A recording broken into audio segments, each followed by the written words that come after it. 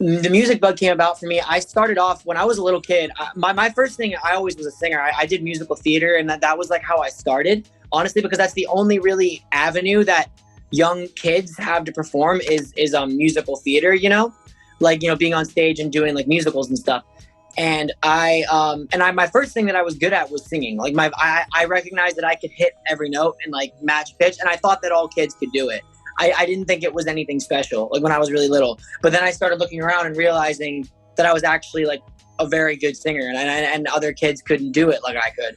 And so then, but I also, the two things that I would say I was gifted with as a little kid was I thought, I was not trying to guess, but I felt that I was given a really good voice, a great gift in that regard, and also a great ear. Like I always have this thing where I can isolate the music in layers. Like I can when I'm hearing something like a composition, I can hear the strings alone in my head. I can hear the guitars alone in my head. I can literally like cancel out the other things and just hear the things by themselves, which is I mean, I'm sure a lot of people can do that, but like at a young age I could do that, which was like weird, and a lot of kids didn't know what that was. So I was obsessed, and I wanted to be Michael Jackson at the age of like 9 or 10. I was just like, dang, like this. I mean, well, actually, no, when I was 4, like when I was like really little, my mom first started playing him for me. I was like, oh, this is who I want to be. And like, naturally, I always gravitated towards the GOATs of whatever it was. I used to watch Michael Jordan documentaries every day going to basketball practice.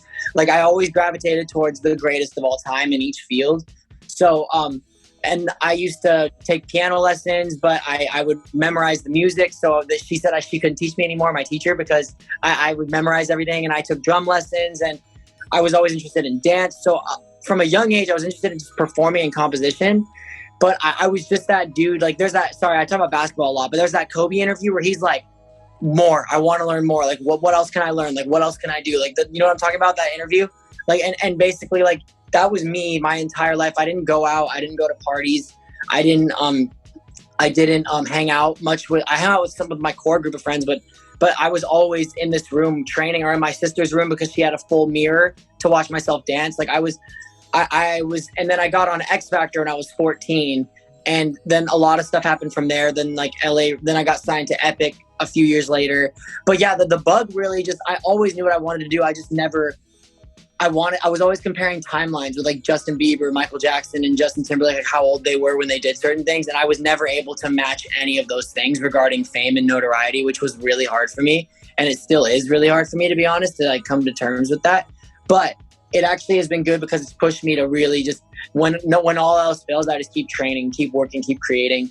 And so that, regarding like the music thing, dude, it's never been anything else. Like it's literally like, I call myself, and this is kind of gassing myself up, but it's just the truth. You have to think that you're awesome, but I call myself the undercover king of pop, because I've always been like, I've been here, but just no one knows. You know what I mean? So that's basically how it goes. And again, no disrespect to the people that have been here and are killing it. It's not that I'm not hating on anyone. I'm just saying that, kind of like Dame always said, he's like, I feel that I think I've earned my respect. You know what I mean? And I'm just trying to earn my respect. That's all. I made the whole album literally like in this room that I'm sitting in right now. And I just like, I kind of developed a process that like was kind of like you were saying that other people in the game like produce in different ways, I guess. But like I kind of developed my own style because I've produced with a lot of different, like, I've worked with like Justin Timberlake, Logic, and a lot of these like, and like Six and Timbaland and a lot of Rob Knox, a lot of these incredible producers like Eric Hudson, a lot of these great guys.